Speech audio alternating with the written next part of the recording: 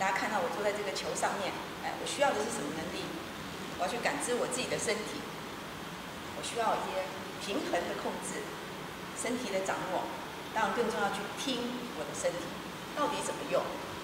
其实身心动作教育跟一般的传统体育课非常不一样，它就是要向内去探索自己的身体，那个当下的感觉。我的身体在哪里？我突然失去平衡以后，我有什么样的一个反应？它非常的强调是自我向内去探索。当然这当中还有觉察的能力啊，你要理解身体的智慧，还有怎么用你的身体。那我希望大家能够从这个角度去体验。各位小朋友好，老师好。我有个问题要问各位，大家喜不喜欢体育课？喜欢。喜欢什么体育课？来，赶快。躲避球。躲避球。足球。足球，还有呢？棒球。篮球。大部分都是球类运动，跑步运动，对不对？而今天老师要跟你们上一个非常不一样的体育课，我们叫做身心动作教育。有没有听过这个名词啊？完全没有啊！所以今天老师要介绍给你们，认识一下什么叫身心动作教育。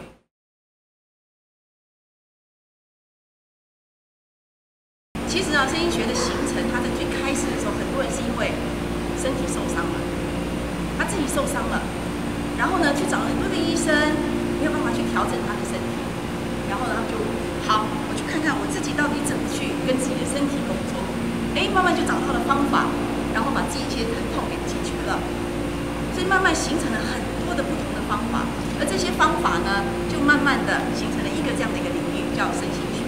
它主要就是透过跟自己身体对话，去了解你的身体怎么样，有什么感觉，怎么样跟它工作，慢慢的改善了自己的身体的一些状况。所以现在就发展了很多不同的方法，叫身心技法。知道身体会说话，有没有听过这个名字？没有。想想看，我们身体会说什么话？猜看看。啊？什么？红红的手。OK。还有没有谁？痛是不是声音啊？你的身体会不会有疼痛？会，那个就是身体的声音哦。会不会麻麻的？有时候你中午睡觉睡一睡，然后呢，醒来的时候什么的啊？麻掉了。麻也是一种声音哦，因为你压迫它压了好久，可是你睡着了你不知道，所以呢它麻就告诉你，你压到我了，就让你去注意它，把它松开来。还有什么声音？赶快告诉我。抽筋哦，抽筋也是一种声音，因为它的肌肉怎么样？过度使用了，疲劳了，或是里面缺了一些那个化学物质，产生了这个现象，所以抽筋也是一种声音。缺氧啊。换气不足，然后你会头晕，对不对？头晕这也是一种声音。所以其实我们身体呢会说很多的话，只是我们有没有去听到它？没有。你们现在坐在这里舒不舒服？还不知道。来，眼睛闭起来，去听看看你的身体有没有哪里是酸酸的，或是哪里会紧紧的，有没有腰会累累的？不确定。把眼睛闭起来听看看，你现在的呼吸的感觉是怎么样？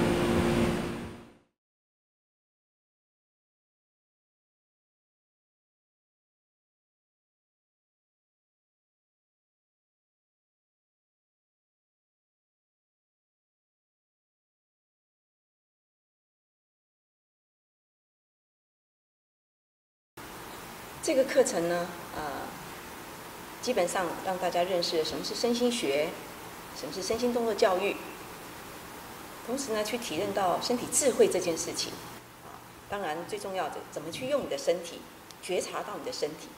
我们透过身体构图，了解到说，原来我的身体结构是这样子，它的功能是什么？当你知道了胸锁关节在哪里，你会知道，我在拿东西的时候，我在提东西的时候，我是从哪里发生，而不要只有锁在肩关节。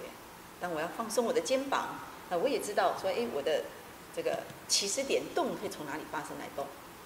那当我认识了骨盆，我的坐姿，我的脚是怎么样接在我的这个髋关节上，你就知道坐的位置，而不要产生这种这个骨盆后倾啦，或者是压迫你的颈椎的这样动作。这些都在日常生活当中很常看见，尤其现在3C 的产品越来越多哈，大家的这个姿势呢越来越不注意，怎么去用身体，往往会造成了很多的问题。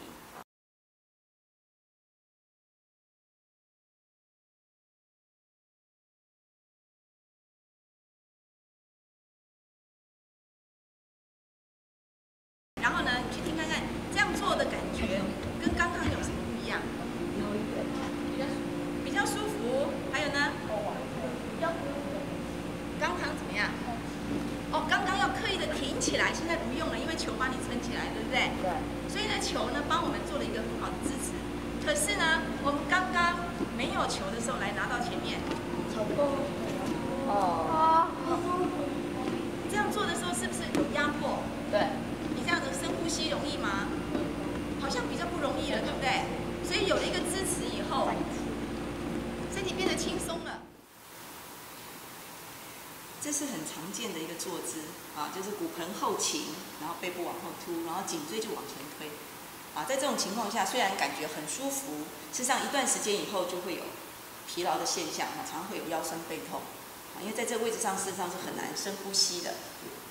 那我们应该呢，要把它这个骨盆要放正，可是很多人提不起来。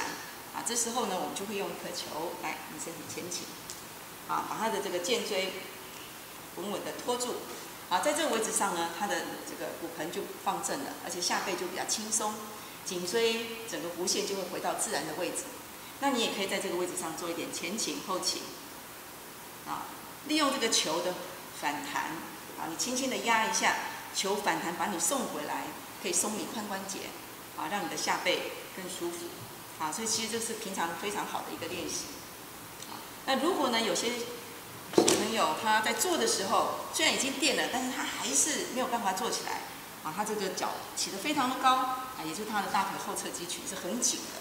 哎，这时候我们会来请他坐起来，让他垫高，啊，这样的话他的骨盆就会放正，让他真正的是坐在这个坐骨上面。啊，那这个脊椎呢就会成一个自然的弧线。深呼吸看看，哎，有没有感觉空间比较大了？啊，空间变大了，对不对？然后呼吸好像比较顺畅了，对不对？好，我们就坐在这里，这样比较舒服。老师的球给你们做，啊，就像坐在椅子上。对。那刚刚我们就讲了，这个就是什么？觉察身体，去听到身体的声音。好，所以身心学、身心动作教育领域呢，就提供我们这个方法去听到身体。啊，刚刚我们讲了身体的声音有什么？痛啦、麻啦、胀啦，对不对？还有各种不同的讯息啦，呼吸紧紧的啦，头晕啦，不舒服啦，腰酸背痛，这个都是身体的声音。那我们能不能听得到它？有些人都听不到了，整天都绷得很紧的。有没有看过那个骑摩托车？骑摩托车的时候，那肩膀是歪一边的，或是坐的时候歪一边的，或是爸爸妈妈在打电脑的姿势啦，或是你们在手机的姿势，是不是这样子？驼背的样子，可他们都听不到。然后再来说，哇，我的肩膀变得好紧好痛，因为他整天都这个样子。所以呢，这个身体是需要再教育。你的手，整个手背接在身体的哪里？好，来指出来，赶快。答案在你身上。在哪边？这里。这边。哦，大部分同学都指这边，对不对？对。后面。等一下啊。好，来，我跟刚刚的答案哦，答案在这里。啊，在那里有。叫胸锁关节，你们没听过哈？刚有同学有看到了哦，可能知道哦。好，来，你现在手叉腰，叉腰。来，那个这右手叉腰，我们大家一起哈，右手叉腰，左手拇指头提起来。拇指头啊，这里有一个叫锁骨，知道吗？我们把这个拇指头放在锁骨的上缘，食指在这个下缘，有没有抓到这根？有没有抓到？有。你要这样抓了，拇指头在上面，是这样抓。对，拇指头上面哦。然后我们顺着它这样滑过来，哎，食指顶住了拇指，放进那个凹槽。哎，有没有放到这个地方？哎，我们动看看。哎，有没有一个地方会动啊？哎，有没有抓对地方啊？再滑一次来，这个这样子啊。来，你把一手叉腰，另外一手呢来触摸，这个叫做锁骨。啊，你可以从外侧先摸到这个有凸出来的地方，圆圆的，然后顺着这个锁骨，你会感觉到有一个弧线，然后一直进来，然后你的食指顶住了，拇指会掉进这个凹槽，就握着这个地方，轻轻的动一下，你也感觉到，这里好像有一些小小的动作发生，这个就叫做胸锁关节，整个手背唯一这一侧唯一跟我们躯干型，然后这个是胸骨，我们的胸锁关节接在这里，我刚不是这样子动吗？这整个是可以拿起来的耶，我看到，你看这个接的地方，对，你看我们手这么长你看到手这么长，你看手这么长，手这样，你看这个叫做胸锁关节，看到？好大这个后面叫肩胛骨，所以我们手背这么长可是呢，我们都忘了我们还有一个胸锁关节，所以手背可以这样动，这个可以拿起来。如果你的肩胛骨不动的话，顶多到这里而已，就不能再上去了。如果肩胛骨不定，就上不去了。我手要再上去呢，一定是后面这一块肩胛骨可以拿起来。要了解吗？就是这个。你看我到这边，我如果肩胛骨不动，就卡住了。我看到这边卡住了，所以我最大的活动范围只到这里而已。但是我如果这个开始动起来，我到这里卡住了，对不对？然后我再来动是用这一块，有没有看到？这一块动起来，你的手背就可以上去了。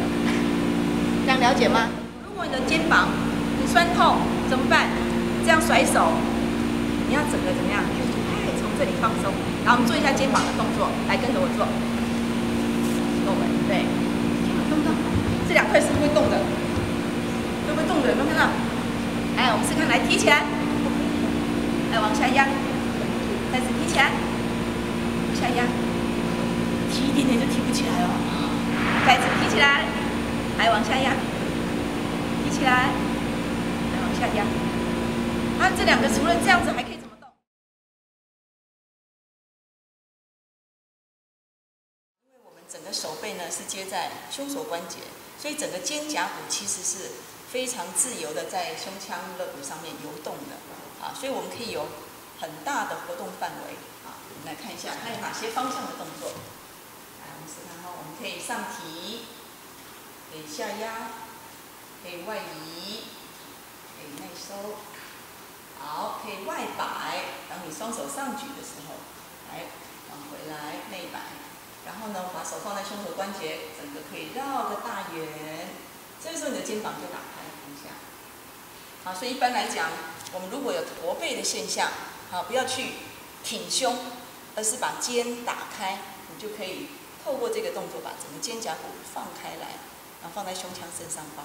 来，我们一起做一次，来，双手上来在一起，双手上去，你的肩胛骨打开，然后下来，很好，再一次来，上来，对，下来 ，OK， 好，所以我们有几个方向？6个，来做给我看，1、2，然后呢，3、4，然后外摆5、6，对不对？那我们最后可以怎么样？绕个大圈圈，我们手放在这里，这个叫胸锁关节，用单手。然后我们绕个圈，放到旁边，放下来，坐着。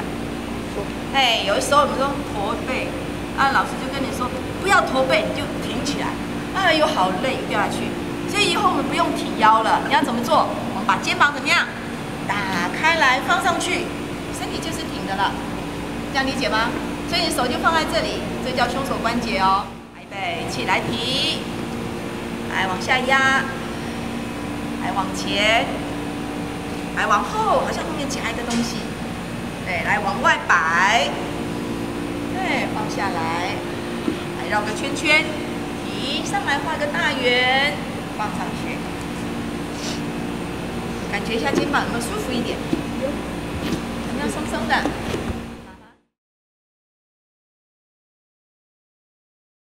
触摸一下那个锁骨的形状、粗细，还有那个弧度，有没有摸到这一根啊？有好，我们现在轻轻的敲打一下。你把眼睛闭起来。当你敲打的时候，你有没有感觉那个震动啊？一直传到你的手指头，轻轻的敲敲敲，一直敲到边边，肩膀放下来。你敲的时候不需要提肩啊，放着就好。你这样敲敲敲敲敲，哎，然后再敲回来，感觉那个震动有没有震动到你的小指头，或是你的手指？如果没有的话，就表示你这里很用力，你要把它松一松，松开了以后你敲一敲，哇，那个震动好像传到你的手指头哎。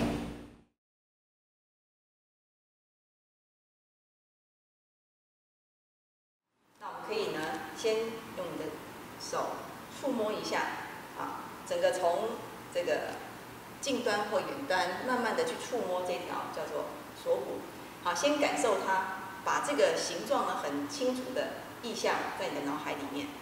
接着你可以轻轻的拍打，啊，透过拍打，感觉那个震动一直传递到你的手指。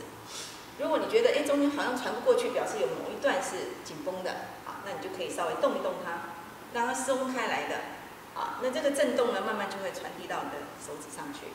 好，完了以后呢，我们把手轻轻的放着，我们要侧弯，啊，头顶先往上拉高，然后抛物线的向右，啊，手是完全的放松在那里。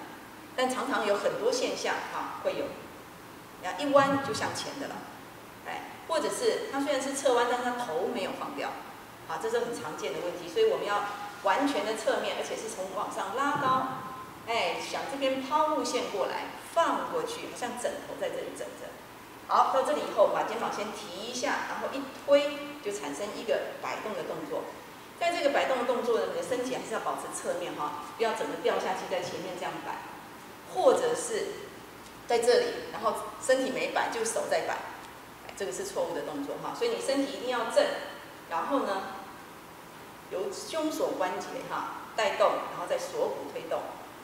好，慢慢的最后呢，让它安静下来，不动了以后，手会慢慢的停止，你不要刻意的停止哈，慢慢的垂放，感觉肌肉都不见了，哎，然后再把手松开，哎，然后身体再慢慢的侧身起来。那这时候再比较一下两边肩膀的差异，有一边有没有比较斜下方，比较宽，有没有一长一短？哎，然后放松一下，然后左右看一下彼此的肩膀跟刚刚有没有不一样？有没有变斜了？有一边的弧度好像不太一样了。对。哦。看看，转看看，是说这边没有力气，没有力气啊，就比较松啊，这叫松啊。这边是比较紧紧的，对不对？这个要控制，这个好像没有力量的。然后转身呢，转体看这边跟这边呢有没有不一样？有没有一边比较松，一边比较紧？有。哪一边比较松了？哎，好像这边比较松，对不对？那这边哇变紧了，对不对？这些松跟紧都是身体的声音哦。好，听到哦。好，我们现在做另外一边哦，不然会有一边长，对不对？这边比较长了。刚刚放松的这边是变长了，因为它松开来了。往对身体陌生啊，摆，对，很好，对，好，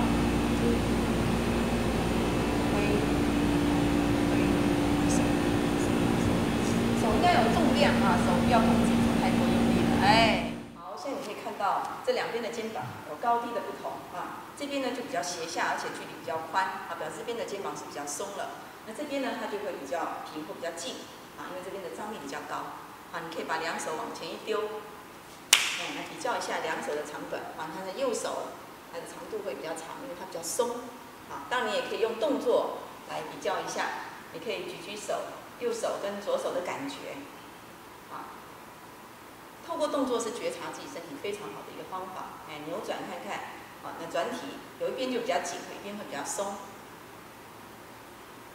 其实呢，每一次做完练习，左右两侧的这个比较是一个非常重要的过程。这过程当中就在开发你的觉察能力，你去听哦，原来紧跟松是不一样的，啊，松是这种感觉，慢慢去教育你的身体。什么是松的经验？哎，有没有学到什么？对肩膀的结构有没有认识一些？哎，有什么帮助没有？可以帮助你做什么？不知道。疏解压力，哎，肩膀可以放松，对不对？你肩膀提在那里，像刚刚有同学，我们要去肩膀，然后要开始手，那就这样，需要吗？这是不自觉的紧绷，所以你可以放掉，哎，让它轻松的来，而且要记得从胸锁关节，就整个手背好长好长。你要推东西的时候，这样推吗？没有，你不要忘了这个手一直到你的，我要推东西推，哎，我要推到我的胸部，而不是在这里这样推，这样推这里都没有你要把它推到你的身上，我要这样推。胸锁关节在这里，力量一直传到这边来，而不是只在这里这样推。好，所以可以在日常生活当中运用到很多的地方。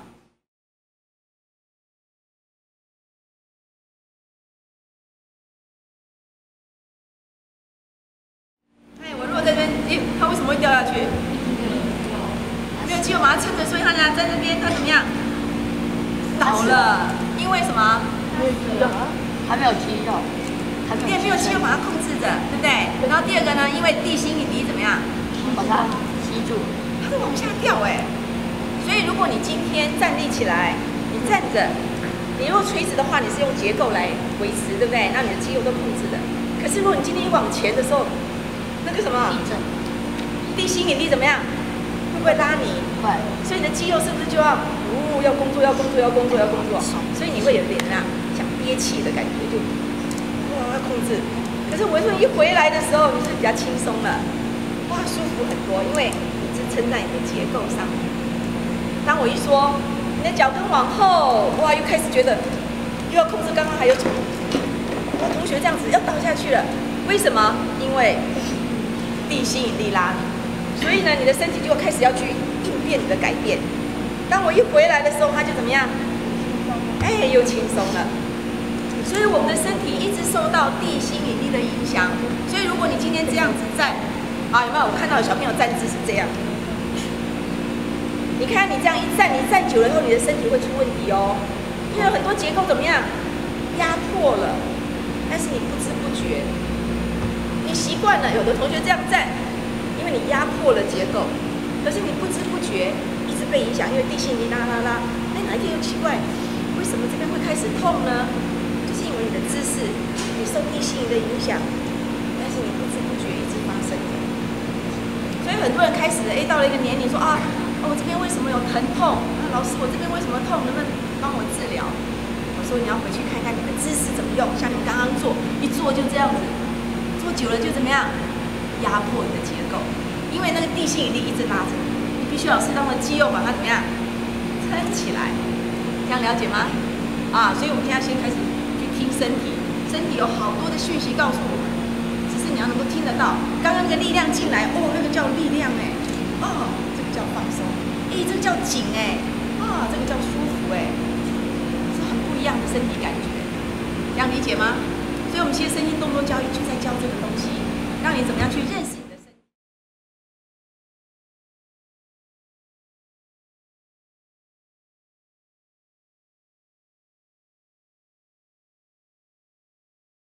你手现在可以摸到哪里啊？有的人碰得到，有碰不到。你不要震动，不要震动。你现在感觉拉到哪里？背好，来，我们现在站起来。好，现在呢，我们蹲下，就蹲着就好，蹲着。好，我们现在就在这个位置上哦。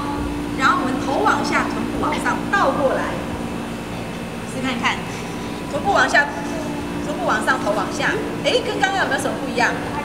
再一次蹲下来，蹲下来哦。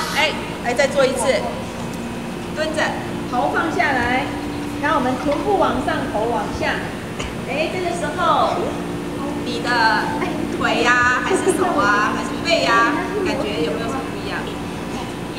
很痛，哪里很痛？膝盖后面很痛，对不对？好，来，我们坐下来。这两个动作有什么不一样啊？我们刚刚站的是从上面这样，对不对？往下弯。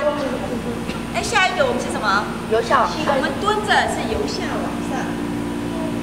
这两个最大的差异就是有没有充分的运用我们的髋关节。好，我们在做体前弯的时候，大多数的人在做体前弯的，我想，因为我们都想弯腰弯腰，所以呢，我们都在弯腰。啊，事实上我们的脊椎的活动度并没有多大啊，你弯腰其实是有限的。我们真正的体前弯应该是从髋关节啊，所以真正体前弯应该是这个叫体前弯。好，所以应该是活动的是髋关节。啊，那我来活体示范一下。好，平常我们在做体前弯，通常会这样。然后都弯不下去。事实上，你弯的就是脊椎，这是有限。髋关节其实动的不多，真正要动的是这个髋关节。所以，当你从这里完全放松，你的脊椎应该是可以很放松的悬在那里。如果你的大腿后侧是松的话，那你可以在这个位置上。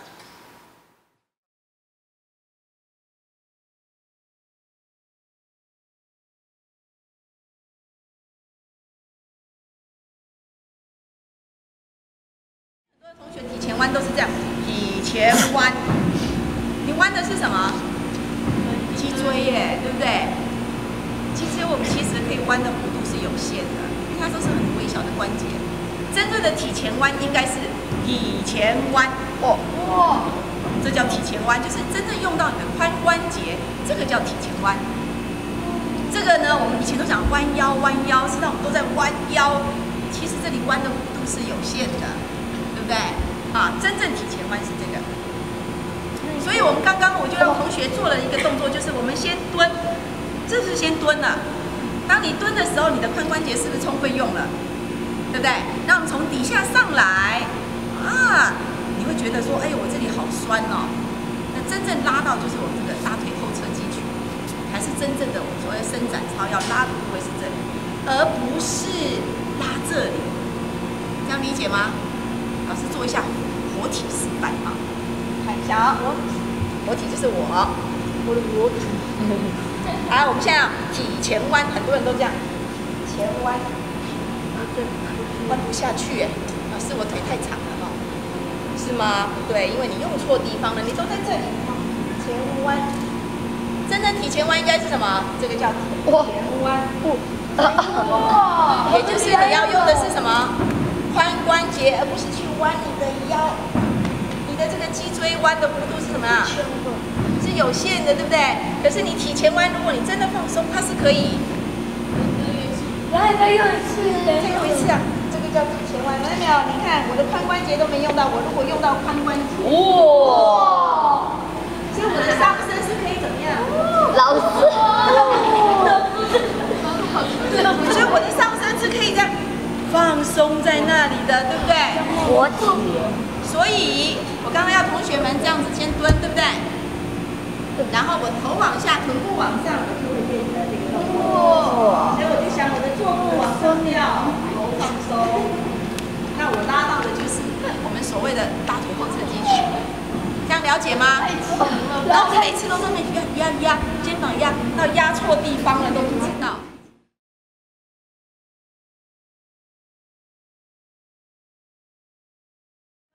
刚刚有同学说这是骨盆，对不对？啊，这是骨盆。然后呢，我如果臀部往外推的话，有一个最凸出来的地方，这个叫做大转子。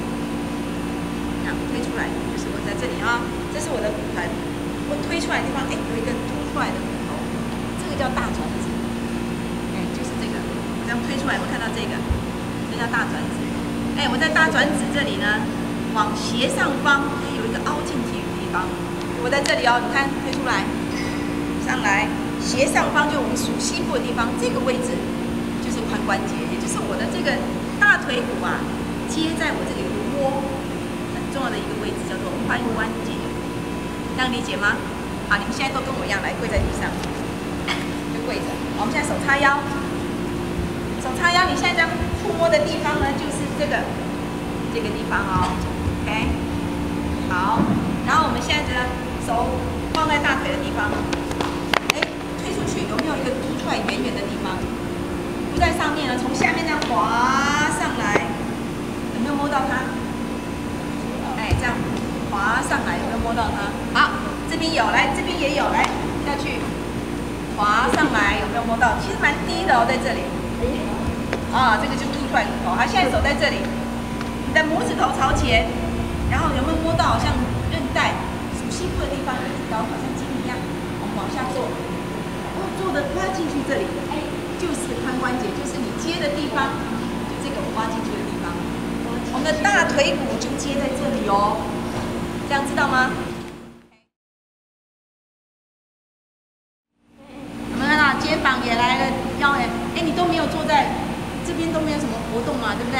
所以我们现在你把它移起来，这样是不是已经活动最大的髋关节的活动，对不对？然后你在这里开始逐步往后走，往后走，往后走，往后走。这时候你就是真正的伸展到你的大腿后侧肌群，你的髋关节是最大的活动，这样理解吗？如果你没有办法做到那么低怎么办？老师说一定要下去，看人啊，不需要，你到哪里就到哪里我到这边 OK， 就在这里，就放松就好，弯曲没有关系，你就吸气吸到哪里酸酸的，你就吸到那里，然后放松，吸到那个酸酸的地方。慢慢的跟你的身体讲话，这就是身体对话。你去再松一点，再松一点，慢慢练习，你就伸展度开了。不要去强迫他，知道吗？不要硬要去要他为什么可以做这样，我也要做这样。不要跟别人比较，跟自己比较，理解吗？我们再试一次好不好？好，来。大多数人在练坐姿体前弯的时候呢，通常会骨盆后倾，然后硬要把身体往前弯。事实上这边都是非常紧绷的，髋关节并没有充分的运用，所以呢，我们会建议来脚弯曲向前，先抱着双脚，头放松，在这个位置上呢，髋关节是最大的活动度的。我们在这里呢，慢慢的坐骨往后，坐骨往后，你的胸口尽量贴着，然后这里要小心，头常常很多人就会不绷起来了，提醒他把颈部、肩膀放松。利用身体的重量来伸展我们的大腿后侧肌群在这个位置上才能够真正的拉到我们需要伸展的肌肉，而不是硬这个伸展我们的脊椎。好，预备，走，1、2、1、2、1、2，头放松，对，到哪里觉得有紧了，你就停那里一下。好，深呼吸，吸到那个腿后侧酸酸的地方，吐气，慢慢的再放松。刚刚我们在做动作的时候，大家有没有发现，你弯下去的时候，然后会很痛？有没有同学说，哎呀，好痛好痛？就这个地方，对不对？这就叫 hamstring， 叫大腿后侧肌群，它是一群肌肉。老师这边展示给你们看，为什么？如果说你这边很紧，通常会改变你的骨盆，你的骨盆会变成这样。所以为什么你一做就变成这样？因为这个里很紧，而把骨盆拉向这里了。所以为什么我们需要训练把这里的肌肉拉长如果我这边的肌肉可以把它拉长的话，我的骨盆跟腰受到的影响就比较少。我如果这条很紧，一拉我的骨盆就会这样子，那我的腰就会压迫。我看你们现在好多坐姿都这样，对不对？所以我们需要伸展这一条，把它拉长了，你的腰受到影响就少。好，我们来看一下这条肌肉呢，这一束啦它有3条。那它是从这个坐骨，大家知道坐骨在哪里吗？待会我做的找坐骨，然后它会一直连接到这个小腿骨它跨了2个关节一个是髋关节，一个是膝关节，它跨了过2个关节，会拉到这个地方，它是这样的一个关系。所以你看你屈脚的时候。脚弯曲的时候是比较松的，可是呢，你脚要伸直的时候就哇好紧。你们刚刚弯曲蹲的时候做这样子，它是比较松，它是松的。可是当你往后溜、往后溜、往后溜、往后溜，哇好紧对不对？好紧的时候，你的骨盆就会被怎么样？你就变成这样子了。所以我们要拉长的是这一条，有没有看到？所以我如果摆这边，我要保持这个位置，然后我往后溜溜溜溜溜，到哪里就到哪里。这时候就是训练这条肌肉，但如果你这个一跑掉，它就松的了，就没训练。这样理解吗？主要就是因为我们接的地方，那这条肌肉太重要了。如果你松开的话，你的腰背的问题会少很多。我如果这样的话是比较松，对不对？可是我如果伸直的时候，哇，就很紧了。很多人就变成这里就怎样，骨盆就变这样子了。所以你要练习。这椎要提上来，哇，这里就很紧很紧很紧。训练的就是这条肌肉，这样就松了。好，所以你们在家常常可以这样练习。我在这个位置上，我往后溜，慢慢的把它怎么样训练拉长。如果没有办法下去，很痛不舒服，不要勉强，就放着，让它慢慢的松开来。很多人都以为骨盆就是一块骨头，其实不是哦，它有3个很重要的部位。这半片，这个半片的骨盆，这里也半片的骨盆，再加上这个叫剑椎，还有一个尾椎啊，它其实是好几个重要的关节，这里叫做髂胫关节，所以它是怎么样？它是会动的。然后前面它也会动的，有没有看到这个叫耻骨联合？所以它是会动的。那我们平常坐在椅子上，就是坐在这个叫做坐骨啊，你找看看坐骨，你手这样，脚这样踩着，手放在大腿后侧，这样摸下去，有没有摸到一个圆圆凸出来的地方？有，这个就叫坐骨。你把它往后搬，这边往后搬，这就是让你坐的，就是要坐在这坐骨的地方。好，你现在呢？老师说你试看看，手放在肚脐的地方，然后我们慢慢的往下摸，有没有摸到耻骨？会摸到这个哦，放在这里，让你膝盖动一动。有没有感觉到它产生了一个动作？有没有看到这里？有没有感觉到它的动作？有没有感觉到？试看看，手放在这里，慢慢往下摸，然后放着，有没有感觉到它的动作？也就是这个就是我们的耻骨联合。你的对身体的概念要有，既然有关节，表示它都是可以动，只是微动还是大的动作。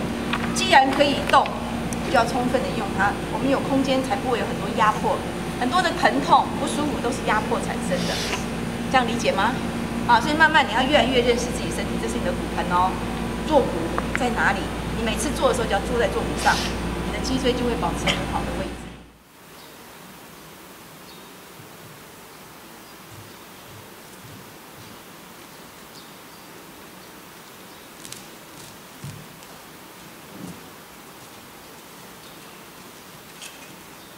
通常呢，在这个位置上滑手机呢，很容易造成腰酸背痛的情形啊。你看它骨盆后倾，严重后倾，这边是腾空的，然后颈椎呢很自然的就会往前。事实上呢，这是很容易造成腰酸背痛的一个情形啊，尤其是脚又翘的，可能会有腿麻的现象啊。那应该要坐在坐骨上面啊。坐骨在哪里呢？这是骨盆啊，这2个凸出来的地方，这叫坐骨。我们应该是要坐在坐骨上。坐骨上了呢，整个脊椎自然的就成一个弧线，自然的弧线。那如果你是前倾呢，会造成这个现象啊，肋骨会往前挺打开，那回中间啊。如果是后倾呢，你会造成这个背后往后隆起，然后呢颈椎会往前压迫啊，这个都不是很正确的位置。你只要把骨盆放正，你的脊椎就小朋友，我们刚刚学了很多人体的结构，记不记得我们学了哪些啊？认识听身体的声音。听身体的声音。我们用什么方法听身体的声音啊？我们有没有2个人这样互推啊？对不对？一个推，然后你去听，要回应它，对不对？然后呢，身体怎么用？你站在那边，我老师叫你前倾、后倾，你的身体有没有发现变化？有。对。那还学了什么？学到身体构造。身体的构造，你们学了哪些结构啊？胸，这个叫什么？胸锁关节。胸锁关节，对不对？那我们有做了什么练习？摆动、摆手背，对不对？这可以帮助我们学会放松我们的肩膀。还有呢，我们还学了什么？骨盆，还有呢？髋关节。